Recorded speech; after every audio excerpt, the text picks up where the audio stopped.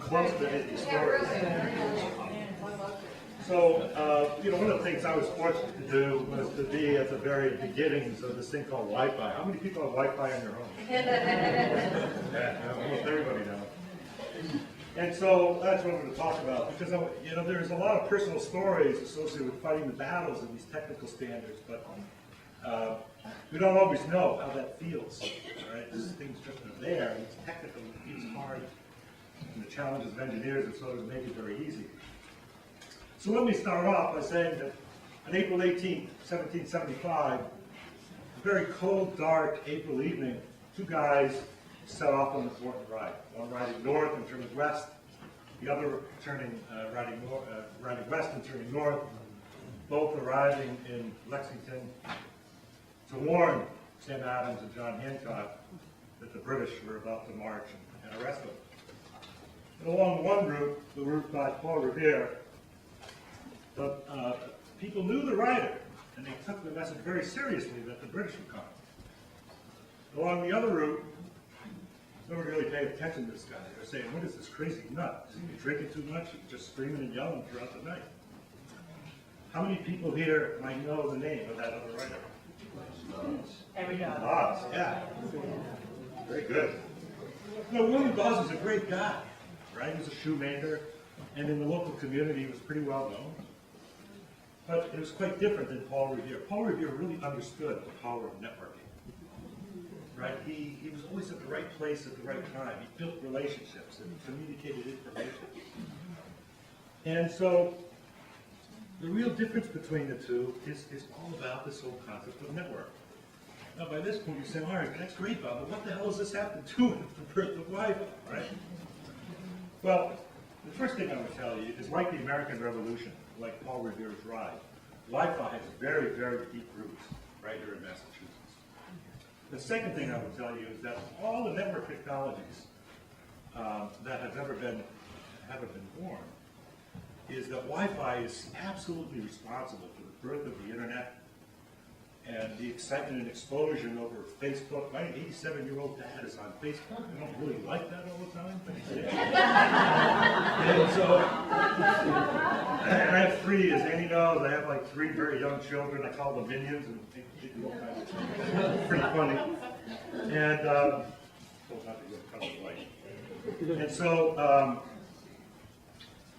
and so, I think Wi-Fi was more than any other technology really responsible for this explosive growth of the internet and the things that we do with our phones and our tablets and computers. But it wasn't a foregone conclusion that was going to happen.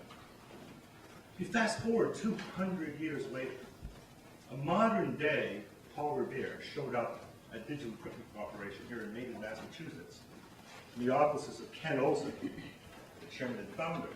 And he was delivering a very different message. It was that consumers were coming. The consumers were coming. Beck at the time was thinking all about building great computers for business and investing heavily in the networks and how to put all this stuff together. You got to remember, the internet really hadn't been born yet. So the idea of this Reddit college dropout showing up at Beck, was this idea, which he demonstrated by playing Pong 10 simultaneous times on one computer. And this thing called Windows was just more than Ken could stand, right? And Ken was very famous because he really didn't believe in computers in the home. And so, it's kind of ironic because, I was in this meeting and Bill Gates is really trying to make the make the pitch that, listen, I get the great things that you're doing with computers and the back office and the mainframes, trying to dislodge RAND computers and have all these desktop computers around, but you're doing it all wrong. And Ken said, look, I get that you think you're a Paul Revere guy, right? You've got a lot of credibility and influence over in Silicon Valley and Seattle and all that, but this is New England, this is Boston, right? We know all about technology. And so we kind of treated Bill Gates much like William Dawes, right? A guy that had no credibility, and it's like this crazy man yelled, completely different than anybody was thinking about. Well, it was just a few years later. when we realized the error of our ways. And Ken realized that Bill Gates was right, and whoever won the hearts and minds of the desktop in the home would win the hearts and minds of the technology that was going to be used at work. And so we thought, geez, we've got an ace in the hole. We've been building these networks that tie all these computers together. All we have to do is figure out how to make them less complex and less costly. And at the same time realize that who the hell is going to want to rewire their house to have a computer? Right, that wasn't going to happen. So I know it may not seem that way, but I was like this ultimate nerd. I was never very cool like I am now.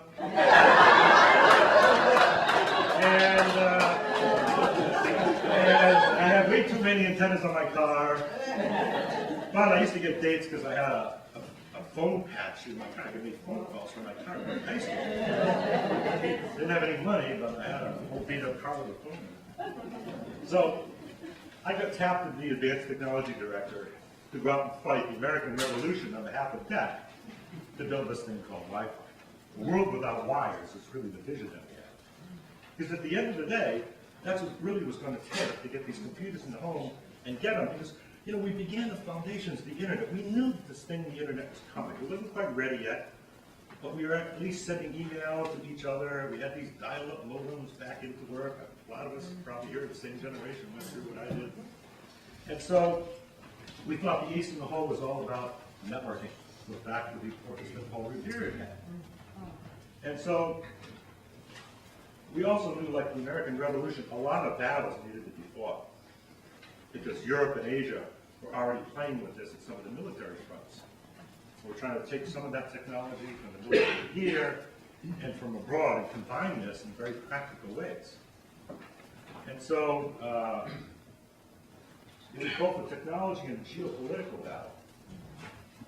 And so as we fought these battles, there was a big battle about what kind of radios were actually going to be used. And Ken said, look, I already lost the first battle. I don't want to lose the battle of the Wi-Fi because somebody can't decide on what the hell radio we're going to use.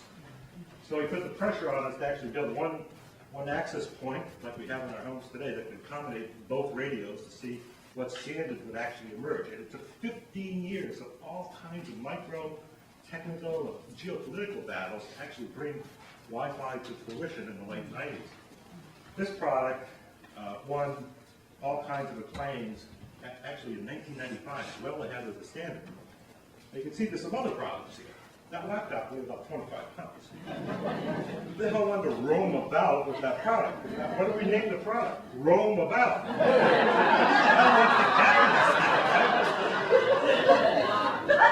Laptops back then were how much? $5,000. Who the hell wanted to take out glue and Velcro and bolt these radios on for a 25-pound laptop and walk around with?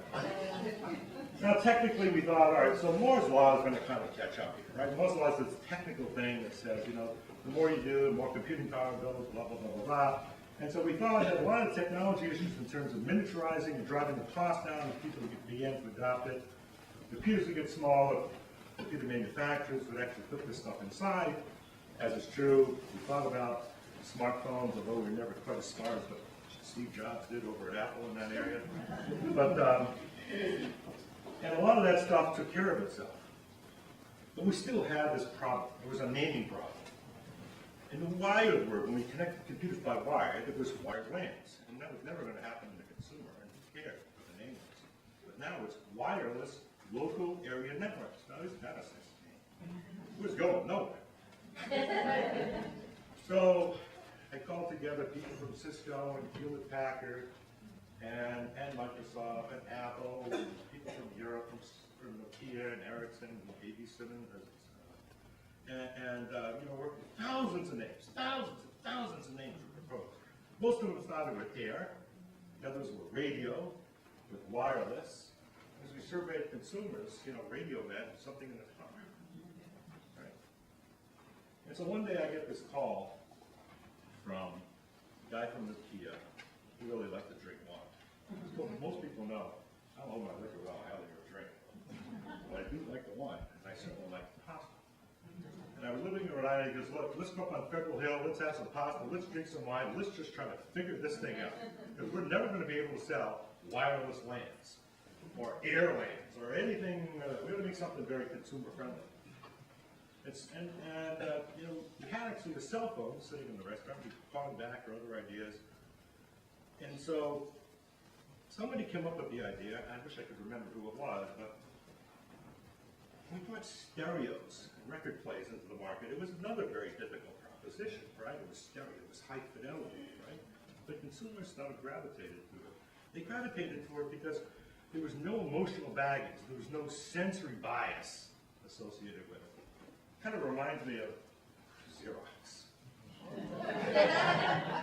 Xerox is a great company, and they're kind of pissed off that every time people want to go make a copy, I'm going to a Xerox machine. But I would take it as a, you know, as a compliment. But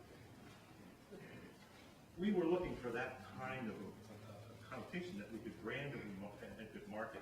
And things like wireless fidelity wasn't going to work, and air fidelity, and all this. And back in the day, let me just like pick a couple of letters. And so we moved around, and it was wireless with Y-W-I with fidelity, F-I. It's over a bowl of pasta, a lot of wine, and another running a restaurant right here in Falmouth. It just closed a year ago, February. The name Wi-Fi was actually born. As Paul Harvey would say, that's my friend, a rest.